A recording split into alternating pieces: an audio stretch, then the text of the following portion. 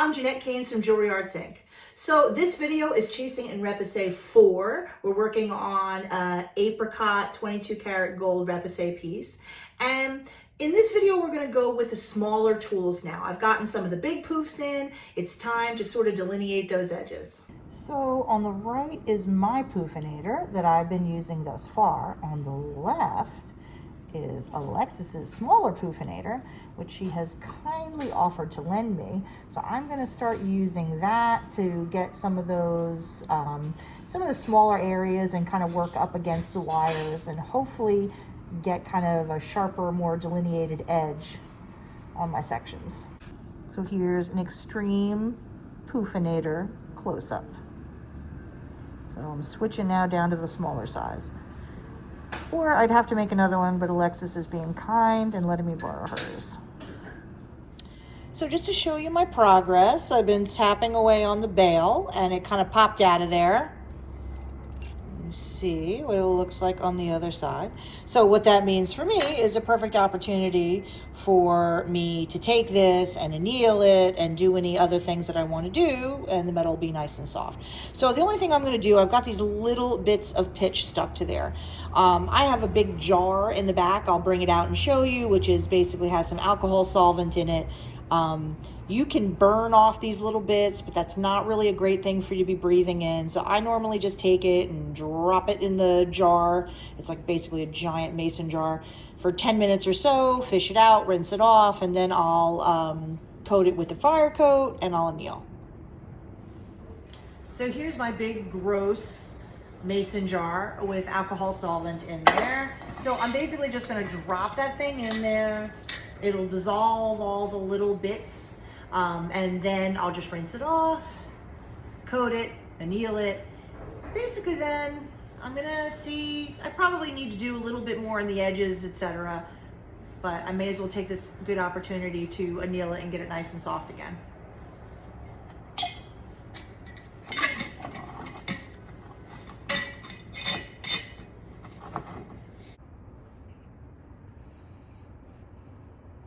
So just to show you where I am so far, I've created a good amount of poof, not particularly smooth poof, but poof.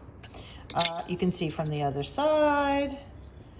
There you go, poof. And I was showing you before, I kind of like flattened the sheet just a little bit so that it's hopefully at least somewhat aligned as it should be. And, you know, I'm going to tell you a naughty little secret about this project, which by the time it's done back here, I'm just going to pick which side I like better. Because both are going to have a very different look. Like this is lovely. This is a little funky looking at the moment, but it has potential.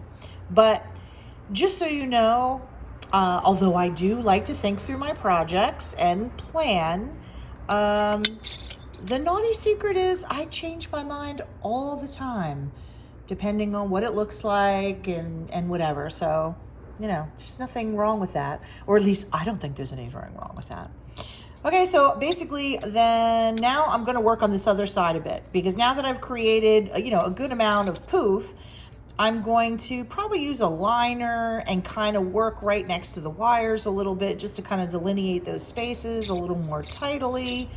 And I don't know, maybe I'll use a little matting punch, you know, something to do a little texture on there. You know, I hate to confess all this in the video, but the truth is, a lot of projects, this is what I do. I kind of figure things out as I go and look at it. And this is the first time I've done sort of this particular thing. So I'm still making decisions. So my apricot gold is out of the pickle. So it's all nice and I annealed it and pickled it and everything's looking all lovely. So what I want to do now is I want to work on sort of delineating my little poofy areas a little bit better. So I'm going to put some pitch in these poofed areas to support them and then flip it over and put it in the pitch bowl. So that way I can work on these poofs and delineate them and, you know, do some things to them without them just crushing. So got to put pitch in there. Now I can always warm up my pitch bowl a little bit, dip my fingers in water and take a little bit of that, you know, to put in here. But since I have a lot of those little shattered kibbles and bits that are extra, I just took a couple of those little shards. I'm gonna put it in here and take the hot air gun and melt it in.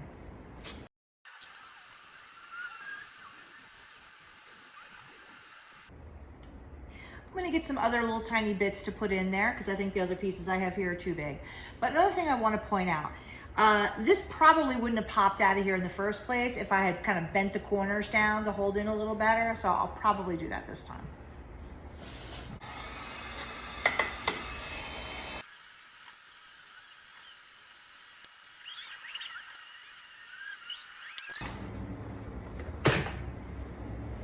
So you saw how I added it like little bit by little bit because I didn't want it to like drool all over the place.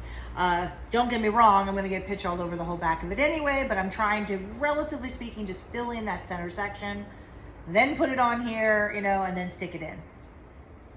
So I'm just gonna let it cool off, bend the corners down, and into the pot it goes. So here's my cute little bale. I took it out of the pickle. And so I'm gonna do the same thing. I'm gonna put a little bit of pitch in the poofy areas and then we'll flip it over.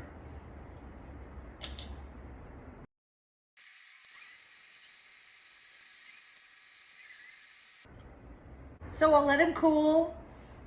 I'll do a little close up and then I'll put him back in the pitch bowl.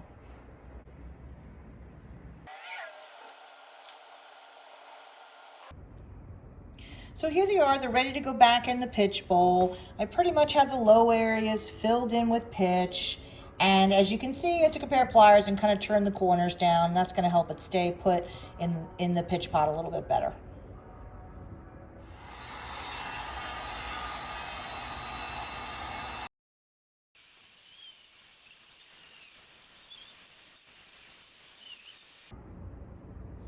Okay, so you can see the bent edges are kind of caught in there, and I heated it up enough so that I felt like the edges of this got, you know, caught in there.